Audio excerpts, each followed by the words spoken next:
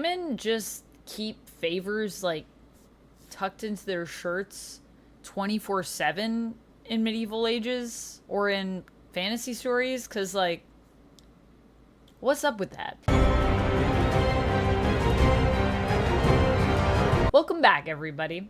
It is time to discuss, my Fang Gang, House of the Dragon, Episode 3. House of the Dragon, Episode 3 from Season 2. Gosh, this was like another season of a show. It was like a mini-movie. I mean, this episode is over, I think, an hour long in terms of the runtime, and so much happened. I'm going to try to condense this review so that I don't talk for an hour about it, but there's a lot to talk about. So first up, I just want to say spoiler warning. Spoiler warning, spoiler warning, spoiler warning, because a lot happened this episode, and I feel like we are building up to the next episode being maybe one of the most gruesome we've ever had in the history of the Game of Thrones universe, because war's coming, and it seems like it's inevitable at this point. The beginning of this episode, I feel like, sets up perfectly what we're going to be seeing happen more as time goes on.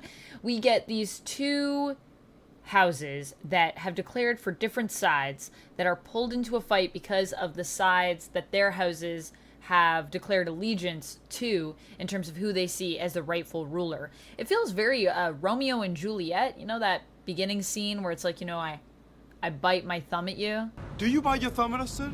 I do bite my thumb, sir! Do you bite your thumb at us? You know, that type of vibe. Also, sorry, I'm not trying to bite my thumb at you, sir, if that's what you were. I'm not biting my thumb at anyone. I'm just biting my thumb for a point. No one try to challenge me to a duel. So that's kind of the vibe, though, that we get with the beginning of this episode. And I really like that because I think it's setting up just how ridiculous this war is going to become. In fact, there's a few foreshadowing moments that's kind of talking about just how war is kind of ridiculous, and it can get to a point where you kind of forget the purpose of your war in the beginning and why it's happening. But we'll talk about that more as we get through this review. I'll point out a few other times it's mentioned. In fact, actually, I think I'm going to point out one right now because we're going to talk about Rhaenys, who continues to be a badass and also continues to be one of the few voices of reason who's like, look, once we let dragons out, it's going to be bad. So maybe we try to not do that.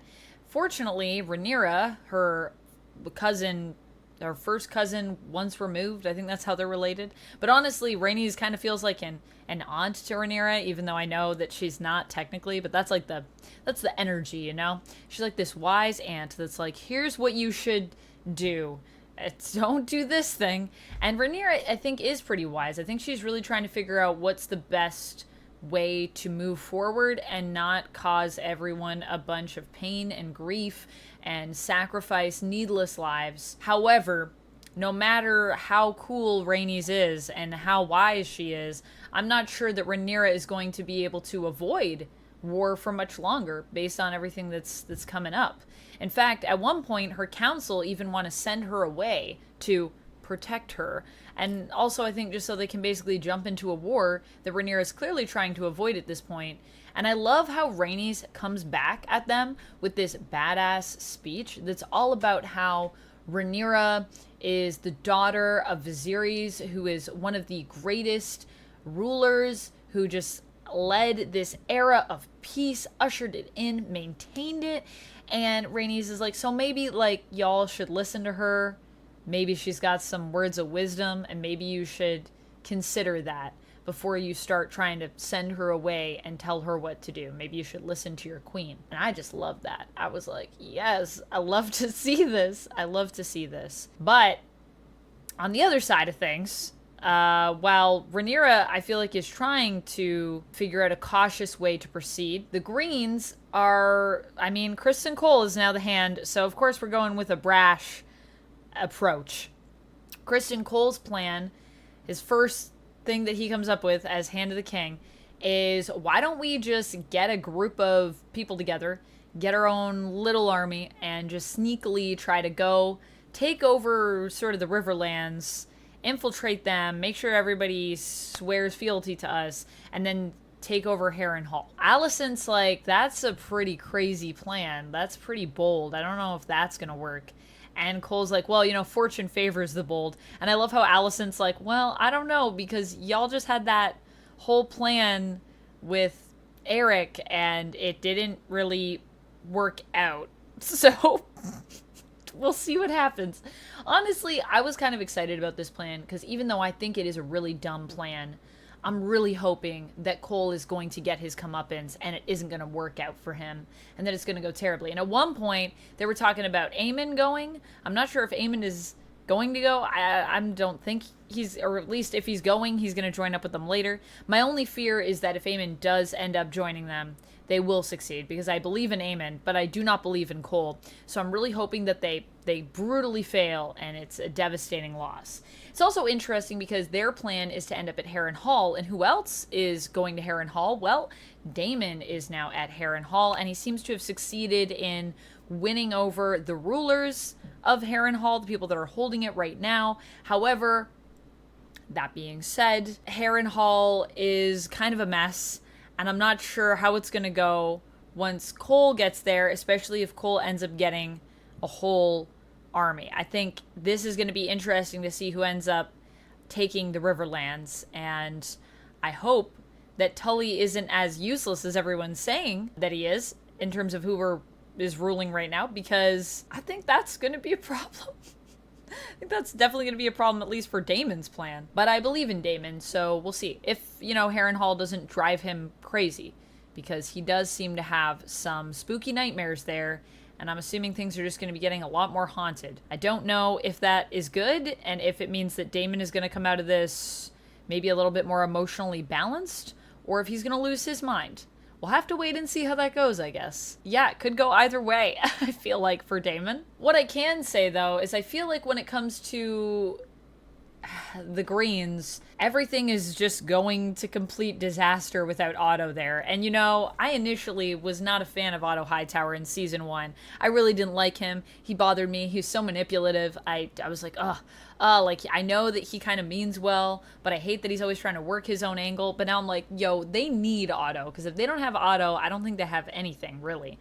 I thought maybe Alicent could keep things together, and I can see that she's trying, but I think there's only so much that she can do.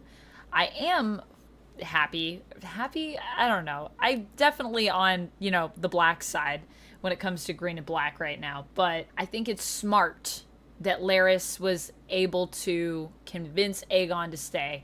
Aegon also wanted to go declare war, go with Criston Cole, fight at his side with Sunfire, I think is the name of his dragon. And he was about to, and Larys ended up convincing him not to by saying that, you know, there's rumors that Aegon is maybe going so that Alicent and Aemond can rule in his stead while he is fighting the war.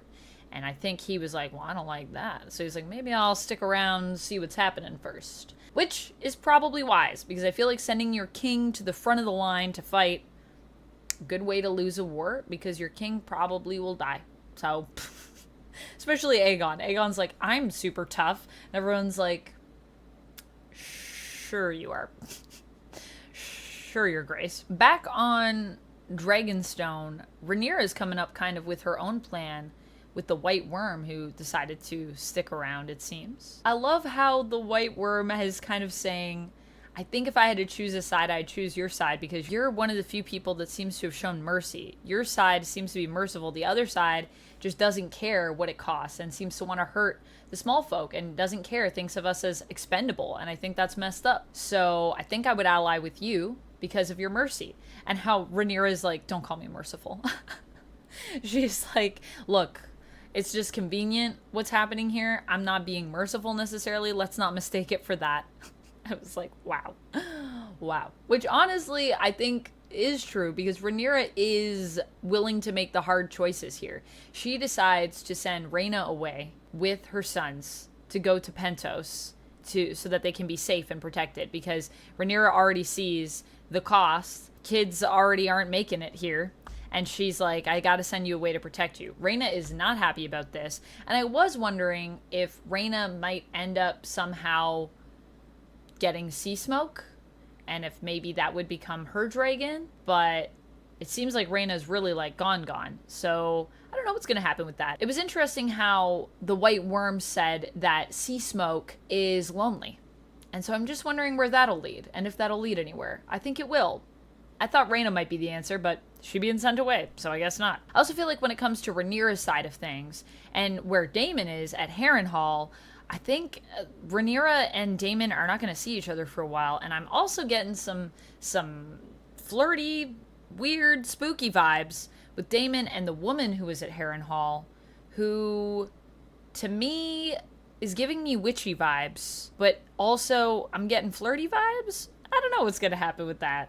I think there might be a thing that's about to happen with that. She's there when Daemon has his, nightmare. He has this dream sequence, sort of, where maybe seems like he's kind of being haunted and seeing weird stuff in Harrenhal. And he sees young Rhaenyra, who's back for this little dream sequence, pretty awesome, stitching up the neck of the prince who was, whose life was taken. Accidentally, maybe. We don't know. And Rhaenyra says to him, I'm always stuck, like, cleaning up your messes. And then when he wakes up, this woman with dark hair is there. Who is she? I need to know who she is. So it's Alice Rivers is the woman that he sees there. And she is maybe kind of a witch. She apparently could see visions of the future. So her saying to Daemon as well that you will die here might come to pass and might be bad. Dang it, if Criston Cole... If he takes out Daemon, I'm going to be so pissed. I'm going to be so pissed. Oh, I hope this doesn't come to pass, but she does see visions of the future. Might not be good. Might not be good. I also kind of love that Sir Gawain is back and is here to go with Cole. I feel like Gawain is acting as a spy, basically, for Alicent and Otto, and is going to keep an eye on Cole so that he doesn't do anything super dumb. But at the same time, Cole also does save his life when Baela on her dragon sees them and comes down to investigate and probably wants to flambe them, to be honest. I think that was her intent, but they got away. And then she says, I wasn't going to attack them, to Rhaenyra. But you're like, she totally was thinking about it. I could tell.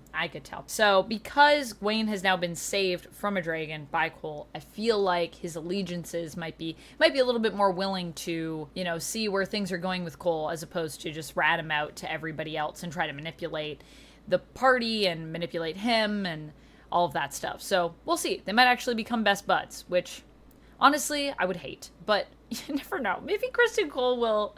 I don't think he can ever be redeemed. No, I'm just going to say it. I don't think he can ever be redeemed. I'm calling it. There is a sad thing as well when it comes to Rhaenys in this episode. There is a sad moment, and that's when Rhaenys reaches out to Corlys and is talking about how they might not have much time, and Corlys kind of ends up brushing her off and is like, look, I'm a great sailor. It'll all work out in the end. I'm not willing to think about what's going to happen if everything goes to hell and what'll be left. Because I'm just not willing to accept that these kids are going to be the heir to our kingdom. I just feel like it would be bad. And I don't think that they could be the Lord and Lady. They don't know anything about the sea. I just don't see Rhaena and Joffrey pulling it off. And it just seems super unwilling to accept that this might be reality. And so instead, when Rhaenys is like, stay with me and like, let's just talk about this, and I don't want to lose you, but that might be where we're going. So like, let's take a moment to appreciate almost this little bit of time that we have. He just pulls away. So trouble in paradise. Oh boy. Rhaena being sent away to Pentos by Rhaenyra is also sent with dragon eggs as well. And I think the interesting thing about that is that the dragon eggs, and it makes me wonder if these are the dragon eggs that Daenerys will get, but also I don't know what happens to these dragon eggs. I think it is actually smart of Rhaenyra to send the kids away. I do think it's a good plan, even though I know it's a hard call to make, and I know that Rhaena is not happy about it, but I think it is wise, and I think it is going to pay off in the end. Maybe. I think it will. Something else that we learn in this episode that I thought was interesting is that Aegon asks Larys after he convinces him to stay, without trying to make it seem like he's convincing him to stay, After they have that conversation, Aegon asks him to be his master of whispers and says that Viserys, his father, never felt that he needed a master of whispers, but that Aegon feels he has a need of one. Which makes sense because we're going to be at war times, but also is so freaking telling to how great of a ruler Viserys was that he didn't need a master of whispers. Like, if you don't need that, that means your rule is probably so good, you don't even need to spy on people. You're like, why would I spy on people? No one's spying on me. No one needs to spy on anyone. We're all just here trying to make things work together. Dang it. Everything's about to go to hell without Viserys. We also have a weird thing with in the tavern that Aegon goes to, where he also runs into Aemond, which is, I don't even know what's happening with Aemond there. I feel like Aemond's trying to take the high ground, but then when he walks away, he kind of looks smirky. I'm not sure if that's because he feels good about what he did, or if there's some ulterior plan that he had there.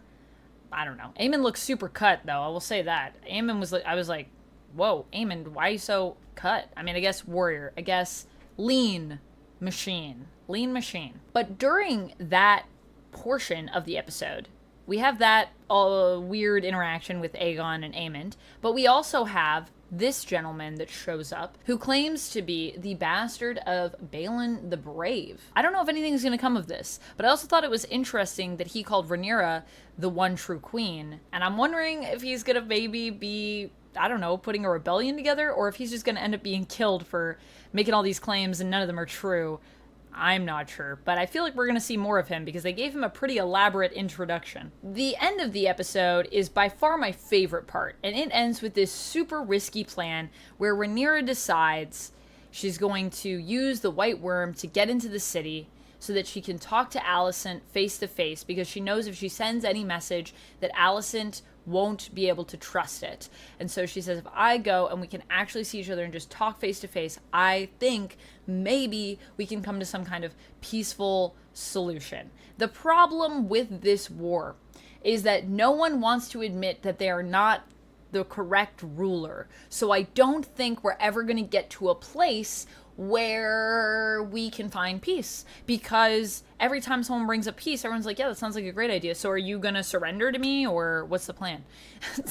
And that's how everyone responds here. So I just don't see there being a way that we could solve it, but I do love that Rhaenyra is willing to pretty much risk everything to try to find a way to peace, and thinks that if she can just talk to Alicent, if they can just talk face to face, woman to woman, they can figure it out. And I think she acknowledges that there is still that friendship there from when they were kids, and maybe they can use that. They can work together. They both loved Viserys. They both loved each other. So maybe there's a solution? Turns out there is no solution, sadly. And as much as I love this plan, I also think this plan is super risky and kind of dumb. But Rhaenyra does pull it off.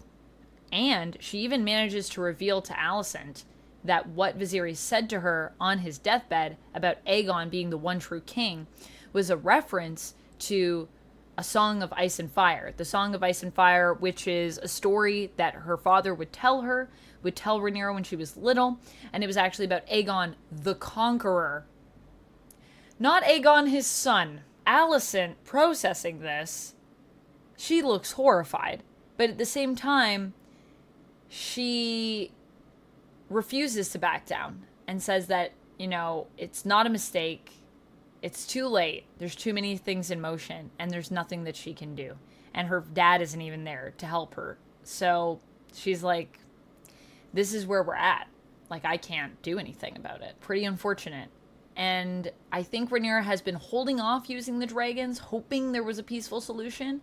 But you can tell in that last shot, I think that's my favorite shot, actually, of this episode. I really love it. When we're on Rhaenyra's face, and Rhaenyra looks kind of forlorn, kind of sad that this plan didn't work out. And then there's just a little shift in her face. And as she looks at the flames, you can tell that she's committed now. She's kind of come to terms with the fact that this is going to be an awful war, and she's going to have to unleash the dragons. So that's where we are at the end of episode 3. Going into episode 4, I think it's just going to be dragons fighting dragons, people fighting people. I think it's about to get really gruesome, friends. And I'm both here for it, and I'm scared for all the people that I like. As is the way with the Game of Thrones universe, I feel like, as it should be. So yeah, that's kind of where we're at with this. Once again, no Starks in this episode. Very Stark light. I wonder if we'll ever see the Starks again. Probably, but I miss them. I miss the North. Take me there. Especially as today, at the time of this recording, it's Canada Day. So happy Canada Day. And of course, I would be curious about what's going on in the North, since that's my place in terms of my version of Westeros, which is, I guess, Earth or North America. That's my Westeros. So, all right, friends, that's basically it for this one. I hope that you enjoyed this review. Thank you so much for watching. I think overall, I would give this episode, I really liked this episode. I don't know if I liked it as much as the last episode. I think I would give it a 9 out of 10. It was pretty great, but it is kind of the episode that's building to something else, which is why, although it is crucial, I think I didn't enjoy it as some of the other episodes that have come before, because they've been a lot more dramatic. This one wasn't as like, oh, gasp, what will happen? But it was more interesting in the sense of, oh, I can see the plans that are cooking, and now we'll get to see next episode how some of those, I think, play out, which will be really interesting. So a crucial episode, still phenomenal, still fantastic. Also, so many, I feel like, one-shots as well. So many long one-series shots that were just gorgeous. So lots of one-takes, which I love to see. Which, if you don't know what that is, that's just when a shot holds on someone and they go around and do a bit of action and the camera's just following them and you don't cut. I saw a few of those and I was very impressed by it. Anyways, that's all from me. I hope that you enjoyed this review. I'll see you next time. And until then, friends, stay nerdy. Bye!